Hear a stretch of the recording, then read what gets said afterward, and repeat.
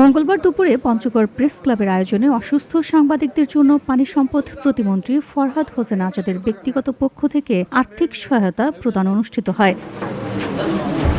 তিনি বলেন, শিশু রামিসাকে ধর্ষণের পরে গলা কেটে হত্যা করা হয়েছে। প্রধানমন্ত্রী নিজের সন্তানের মতো করে সে বাসায় গিয়ে খোঁজ নিয়েছেন এবং দ্রুত হত্যাকাণ্ডের বিচার নিশ্চিতে আশ্বাস দিয়েছেন। তবে সেদিন তার আগমন ঘিরে একটি রাজনৈতিক দল সেখানে মব সৃষ্টির চেষ্টা করেছিল।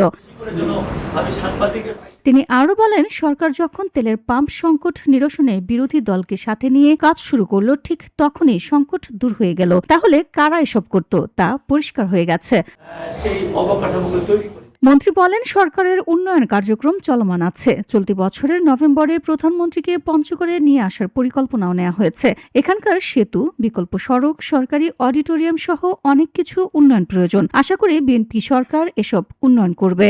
অনুষ্ঠানে পঞ্চগড় প্রেস ক্লাবের সাধারণ সম্পাদক সরকার হায়দারের সঞ্চালনায় জেলা পরিষদের প্রশাসক তৌহিদুল ইসলাম, জেলা আইনজীবী সমিতির সভাপতি এ হাসান প্রধান প্রমুখ বক্তব্য রাখেন।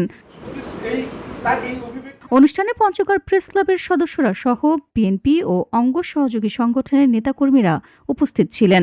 অনুষ্ঠান শেষে অসুস্থ সাংবাদিকদের হাতে আর্থিক সহায়তা তুলে দেন প্রতিমন্ত্রী ফরহাদ হোসেন আজাদ। পরে সাংবাদিক, রাজনৈতিক নেতৃবৃন্দ ও অতিথিদের অংশগ্রহণে এক সংক্ষিপ্ত মতবিনিময় অনুষ্ঠিত হয়।